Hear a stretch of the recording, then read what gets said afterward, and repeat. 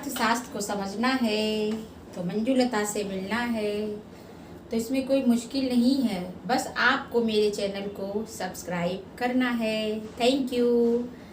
और ये देखिए, ये निर्मला सीतारमण जी हैं जो हमारे देश की वित्त मंत्री हैं और ये केंद्र सरकार का बजट प्रस्तुत करने जा रही हैं। तो आज हम बजट का अध्ययन करेंगे। नमस्कार दोस्तों, इकोनॉमिक्स विद मंजुलता में आपका स्वागत है। और आज हम अर्थशास्त्र विषय के अंतर्गत कक्षा 12 के सरकारी बजट और अर्थव्यवस्था के बारे में पढ़ रहे हैं। और इससे पिछले वीडियो में हमने एक जो टॉपिक पढ़ा था, निजी वस्तुएं और सार्वजनिक वस्तुएं और अर्थव्यवस्था, उसके बारे में मैंने आपको बहुत ही विस्तार से बताया था। मैंने बताया था कि विकास के आधार पर संपूर्ण विश्व की अर्थव्यवस्था को दो भागों में बांटा गया है। पहला है विकसित अर्थव्यवस्था और दूसरी है विकासशील अर्थव्यवस्था। इसी प्रकार से स्वामित्व के आधार पर तीन भागों में बांटा गया है संपूर्ण विश्व की अर्थव्यवस्था को। पूंजीवादी, दूसरी है समाजवादी और तीसरी है मिश्रित अर्थव्यवस्था। हमारे भारत में मिश्रित अर्थव्यवस्था पाई जाती है और विकास के आधार पर विकासशील अर्थव्यवस्था पाई जाती है। तो आज हम अध्ययन कर लेते हैं कि बजट क्या है। बजट के बारे में हम अध्ययन कर लेते हैं कि बजट क्या है। देखिए, बजट का अर्थ हम जान लेते हैं। किसी भी देश की अर्थव्यवस्था में बजट का बहुत महत्वपूर्ण स्थान होता है। बजट द्वारा ही जो सरकार होती है वो साधनों का नियोजन करती है एवं नियंत्रण करती है और नियंत्रण करके ही आर्थिक क्रियाओं को प्रभावित करती है। अब आर्थिक क्रियाएं कौन कौन सी होती हैं, जैसे मांग है, बचत है, पूर्ति है और क्या, और विनियोग है, उत्पादन है, रोजगार है। वो आय के स्तर को वो प्रभावित करके अर्थव्यवस्था में जो मनवांछित उसके परिवर्तन होते हैं उनको करने का वो प्रयास या प्रयत्न करती है। और इसके साथ ही लोकसभा में जो बजट पेश किया जाता है वो केंद्र सरकार के वित्त मंत्री के द्वारा प्रस्तुत किया जाता है और इसे क्या कहा जाता है, केंद्रीय बजट भी कहा जाता है और आम बजट भी इसे कहा जाता है। तो आइए हम थोड़ा सा अध्ययन कर लेते हैं कि बजट का और ज़्यादा विस्तार से अध्ययन कर लेते हैं कि क्या अर्थ है। देखिए, जैसे मैंने यहाँ पे लिख रखा है कि बजट भविष्य की योजनाओं और उद्देश्यों के आधार पर अनुमानित आय और व्यय का एक औपचारिक विवरण है। दूसरे शब्दों में एक बजट एक दस्तावेज है जो प्रबंधन व्यवसाय के लिए अपने लक्ष्यों के आधार पर आगामी अवधि के लिए राजस्व और खर्चों का अनुमान लगाने के लिए बनाता है। यानी आगामी वर्ष, आगामी अवधि के लिए। देखिए, एक बात आप याद रखिएगा कि बजट हमेशा अगले वर्षों के लिए बनता है, ना कि पिछली वर्ष के लिए, आगे की वर्ष के लिए बनता है। और इसमें क्या होता है, जैसे कि मान लीजिए 2020 में जो बजट पारित हुआ वो 2021 के लिए कार्य करेगा और जो 2021 में हुआ वो 2022 के लिए कार्य करेगा। तो ऐसे बजट होता है। क्या होता है इसमें, अब राजस्व यानी सरकार को कहाँ कहाँ से प्राप्तियाँ हो रही हैं और खर्चों का अनुमान और क्या किसके लिए सरकार व्यय कर रही है, इसका अनुमान लगाने के लिए ये पूरी नियमावली तैयार की जाती है। इसके बाद में है कि भारत गणराज्य का वार्षिक बजट है और सरकार इसे फरवरी के पहले दिन ही प्रस्तुत करती है। पहले दिन इसे पेश कर देती है। क्यों पेश कर देती है, ताकि 1 अप्रैल से जो इसकी आगामी वित्तीय वर्ष है, नए वित्तीय वर्ष की शुरुआत से में इसको शुरुआत मतलब आए नए वर्ष की, इससे पहले ही इसे क्रियान्वित किया जा सके या इसे भौतिक रूप से इसको बनाया जा सके। तो इसलिए भारतीय संविधान के अनुच्छेद 112, कौन सा अनुच्छेद है, 112 दिख रहा होगा, अनुच्छेद 112 के अनुसार केंद्र सरकार प्रत्येक वित्तीय वर्ष का मतलब क्या होता है, चाहे 1 अप्रैल से 31 मार्च तक ये वित्तीय वर्ष होता है। वित्तीय वर्ष के लिए क्या होता है, इसे भारतीय संविधान का अनुच्छेद कौन सा है, 112 के अनुसार केंद्र सरकार प्रत्येक वित्तीय वर्ष संपूर्ण देश का वार्षिक विवरण तैयार करती है। इसे ही केंद्र सरकार का बजट कहा जाता है। ये सरकार की राजकोषीय नीति का खुलासा करता है। खुलासा करता है। समझ में आ रहा होगा बिल्कुल भी। तो देखिए राजकोषीय नीति क्या होती है।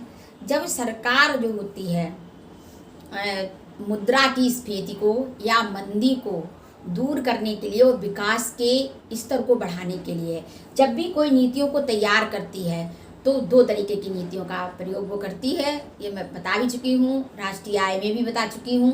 बैंक में का भी जब मैंने अध्ययन कराया था तो मैंने बहुत अच्छे से बताया था कि क्या मौद्रिक नीति होती है, मॉनेटरी पॉलिसी क्या होती है, और राजकोषीय यानी फिस्कल पॉलिसी क्या होती है। फिस्कल पॉलिसी के बारे में हम आगे और भी विस्तार से बताएंगे, लेकिन अभी हम फिलहाल इतना जान लेते हैं कि राजकोषीय नीति जो होती है वो क्या होती है। वो सरकार के आय और व्यय का ब्यौरा होती है, यानी सार्वजनिक आय, सार्वजनिक व्यय और सार्वजनिक ऋण, इन 3 टॉपिकों का इसके अंतर्गत अध्ययन किया जाता है, जिसके बारे में हम अगले टॉपिक में, अगले वीडियो में हम बहुत विस्तार से बताने वाले हैं और बहुत अच्छे से आपको बताएंगे। तो अभी तो हम इतना ही समझ लेते हैं कि राजकोषीय नीति सरकार के आय और व्यय का ब्यौरा होता है, और उसमें जो बजट होता है उसमें आगामी वर्ष के लिए आय और व्यय के अनुमानों का विवरण पत्र होता है। तो ये हमने आप बजट के बारे में बहुत अच्छे से बता दिया कि बजट क्या है।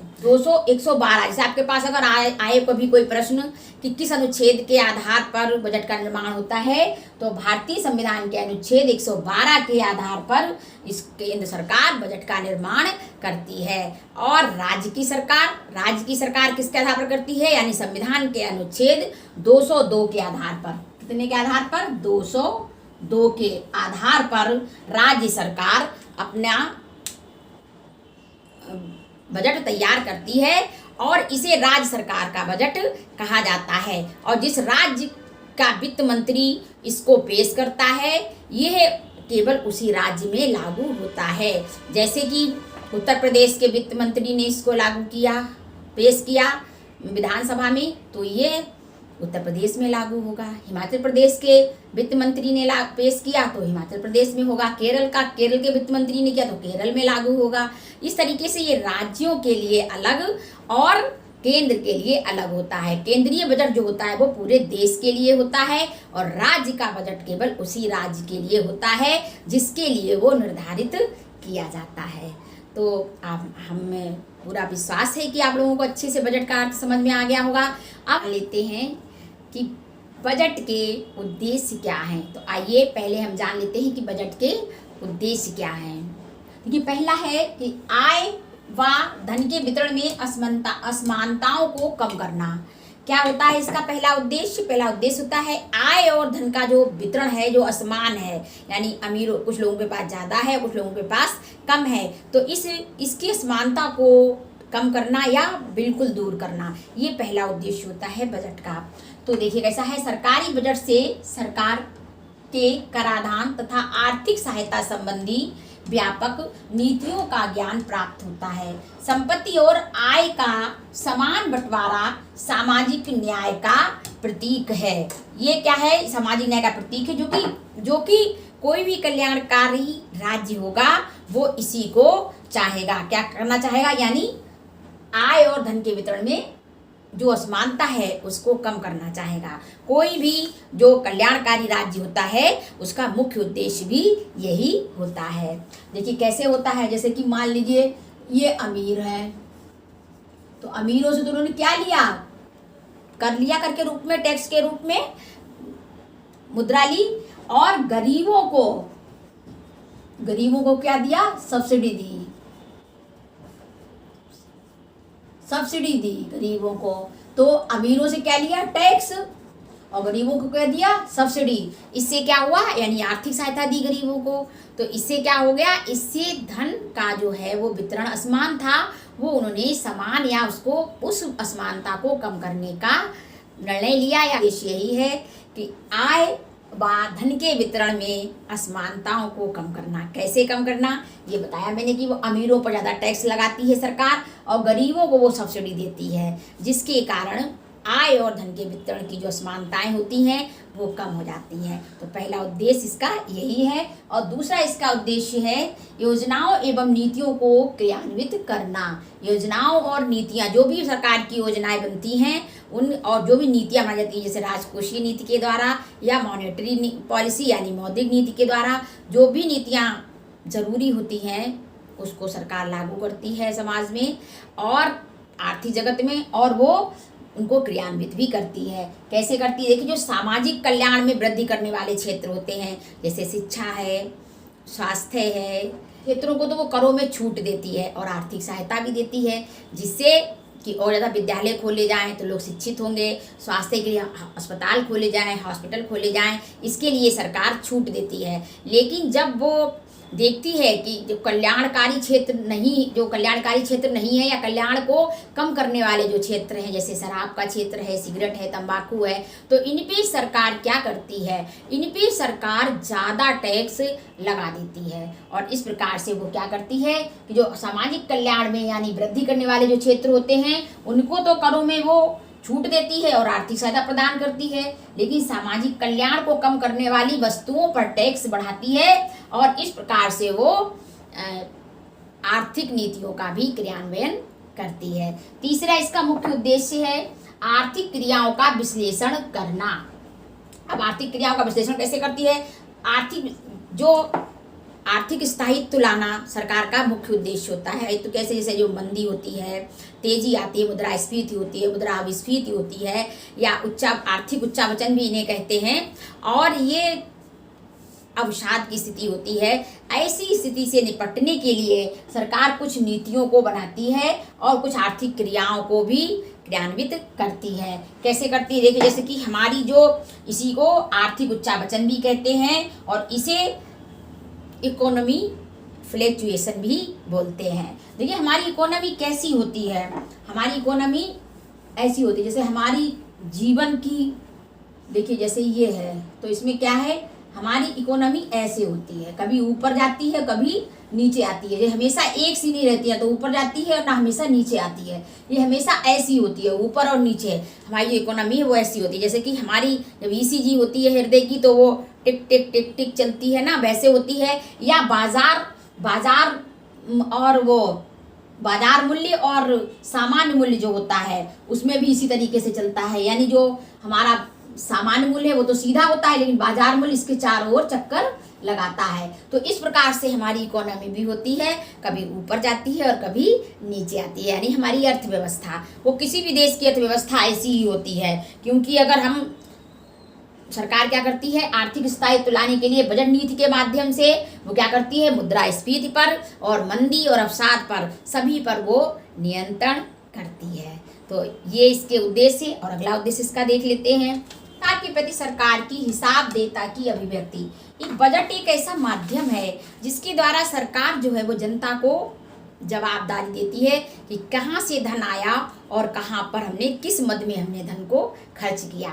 ये भी बजट नीति के द्वारा वो बजट नीति का एक उद्देश्य होता है कि जनता को हम कैसे हिसाब दें अपने कार्यों का, अपनी आय का और अपनी व्यय का। तो ये भी इसका एक उद्देश्य होता है कि हिसाब देता की अभिव्यक्ति बजट के द्वारा निर्धारित होती है। अगला है सार्वजनिक वस्तुएं उपलब्ध कराना। इसके बारे में हमने पिछले वीडियो में बहुत अच्छे से अध्ययन कर लिया था कि सार्वजनिक वस्तुएं क्या होती हैं और निजी वस्तुएं क्या होती हैं। सार्वजनिक वस्तुएं जैसे कि पार्क है, वो सड़कें हैं, अच्छा सुविधा है, प्रशासन है, ये सब क्या है, ये सब सार्वजनिक वस्तुएं हैं जिनको सरकार को प्रत्येक व्यक्ति को उपलब्ध कराना रहता है और इनका किसी पर भी कोई भी प्रभाव नहीं पड़ता है। जैसे मान लीजिए पार्क में हम गए तो हमने उसकी हवा ली, वहाँ के हमने ऑक्सीजन ली, तो इससे किसी दूसरे व्यक्ति पर कोई प्रभाव नहीं पड़ेगा। जो दूसरा आएगा वो भी उसका लाभ उठा सकता है। यानी सार्वजनिक वस्तुएं वे होती हैं कि मनुष्य उनका उपयोग कर सकता है, भले इच्छा से उसमें उसने पैसा ना दिया हो या उनका भुगतान ना किया हो, लेकिन निजी वस्तुओं में उसको भुगतान करेगा तभी वो वस्तुओं का उपयोग कर पाएगा। निजी वस्तुओं में निष्कासन का सिद्धांत लागू होता है और सार्वजनिक वस्तुओं में निष्कासन का सिद्धांत लागू नहीं होता है। इसके बारे में हमने बहुत अच्छे से पढ़ा था कि निजी वस्तुएं और हमारी सार्वजनिक वस्तुएं क्या हैं, इसलिए पिछले वीडियो में हमने बहुत अच्छे से इसको समझाया है। आप हमारे चैनल पर जाइए और निजी वस्तुएं और सार्वजनिक वस्तुओं के बारे में जो टॉपिक है उसको आप अच्छी तरह से समझ लीजिए, तो आपको बहुत अच्छे से समझ में आ जाएगा कि निजी वस्तुएं क्या हैं और सार्वजनिक वस्तुएं क्या हैं। तो सार्वजनिक वस्तुएं वही होती हैं कि जिन अविभाज्य वस्तुएं होती हैं जिनका उपयोग एक व्यक्ति के करने से दूसरे व्यक्ति पर कोई प्रभाव नहीं पड़ता है, लेकिन जो निजी वस्तु, जैसे मैंने चॉकलेट खा ली तो दूसरे व्यक्ति को नहीं मिलेगी, या मेरी मैंने कमीज़ ले ली और मैंने पहन ली तो दूसरा व्यक्ति उसका उपभोग नहीं कर पाएगा जब तक उसको वो पेमेंट नहीं करेगा या उसका भुगतान नहीं करेगा। अगला है इसका उद्देश्य प्रशासकीय कुशलता में अभिवृद्धि करना। बजट के जो उद्देश्य है उसका क्या मतलब होता है कि जो प्रशासन है, जो शासन और प्रशासन है, उसकी कुशलता कैसे बढ़े, इसमें वृद्धि कैसे हो, इसके लिए भी वो कुछ नीतियों का निर्धारण करता है। और जैसे कि वो ऐसी जो परंपरागत कमियां होती हैं पुरानी, उनको वो त्याग करके नई कमियों को कुशलता और क्षमता का विकास करता है। तो ये है प्रजातांत्रिक प्रशासन के द्वारा। अगला है इसका सार्वजनिक कोषों पर विधायी नियंत्रण। सार्वजनिक कोषों पर विधायी नियंत्रण होता है क्योंकि कुछ वित्त मंत्रालय जो होता है उसके ऊपर भी कुछ समितियां बनाई जाती हैं ताकि वो अपने हिसाब से रुपए को खर्च ना कर सके। सभी की सहमति के आधार पर ये रुपया खर्च होता है। सार्वजनिक जो कोष होता है उसका पैसा कई वित्त विभाग बनाए जाते हैं, उनकी सहमति के आधार पर ये पैसा खर्च होता है। और अगला है इसका रोजगार सृजन। देखिए 1991 में एक नीति बनाई गई थी जिसको कहा गया विनिवेश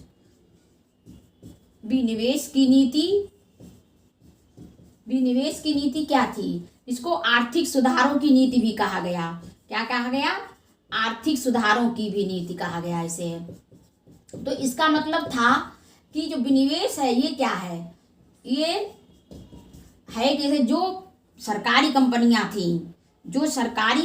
थी उनको प्राइवेट को दे दिया गया इस 1991 की विनिवेश नीति के द्वारा। जो सरकारी कंपनियां थी उनको निजी हाथों में दे दिया गया क्योंकि सरकार ने ये देखा कि जो सरकारी कंपनियां थी वो घाटे में जा रही थी। लोग वहाँ पर मुनाफे के लिए कार्य नहीं कर रहे थे क्योंकि वो लोग ये सोच रहे थे कि हमें तो पैसा इतना मिल ही रहा है, इसलिए वो ऐसा काम कर रहे थे। तो 1991 में ये नीति आई, विनिवेश की नीति, जिसको LPG की नीति भी कहा गया, यानी LP और G, इसको भी ये कहा गया। और ये मनमोहन सिंह लाए थे और इन्होंने कहा था कि जो सरकार की कंपनियां हैं उनमें वो प्राइवेट हाथों में चली जाएंगी तो वो ज़्यादा अच्छे से कार्य करेंगी। तो इस प्रकार से हमने देखा बजट का अर्थ क्या है और बजट के उद्देश्य क्या हैं। तथा बजट का आय व धन के वितरण की असमानताओं को कम करना और सामाजिक कल्याण को अधिकतम करना, यानी कराधान की नीति के द्वारा।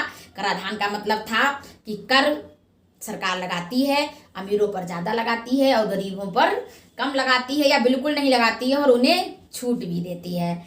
अगला था हमारा कि योजनाओं और नीतियों को क्रियान्वित करना।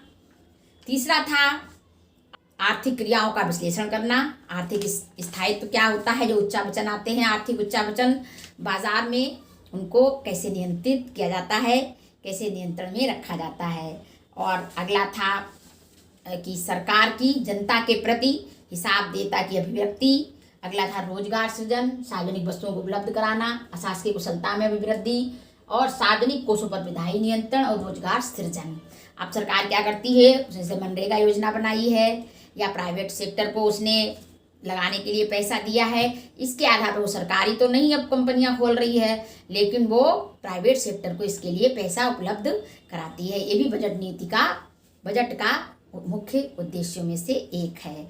तो आज हमने बजट के अर्थ के बारे में पढ़ा और हमने पढ़ा कि बजट के क्या उद्देश्य होते हैं, इसके बारे में हमने अध्ययन किया। इसके अगले वीडियो में बजट के प्रकार कौन कौन से होते हैं और बजट के घटक कौन कौन से होते हैं, इसका अध्ययन करेंगे। तब तक के लिए मेरी एक छोटी सी रिक्वेस्ट, फिर वही, हमारे वीडियो को सब्सक्राइब करिए, शेयर करिए, लाइक करिए और कमेंट करिए। और आज इस वीडियो को बनाने में मुझे 4 बार तैयारी करनी पड़ी क्योंकि हर बार लाइट चली जाती थी और लाइट ना होने पर हम वीडियो को नहीं बना पाएंगे, क्योंकि जो भी कंटेंट आपको इस पर दिखता है वो और भी बिल्कुल नहीं दिखेगा साफ सुथरा, क्योंकि संसाधन हमारे पास सीमित हैं। लेकिन फिर भी मैं पूरी कोशिश करती हूँ कि आपको पूरा कंटेंट दे पाऊँ, और आपके सहयोग की आकांक्षी नमस्कार।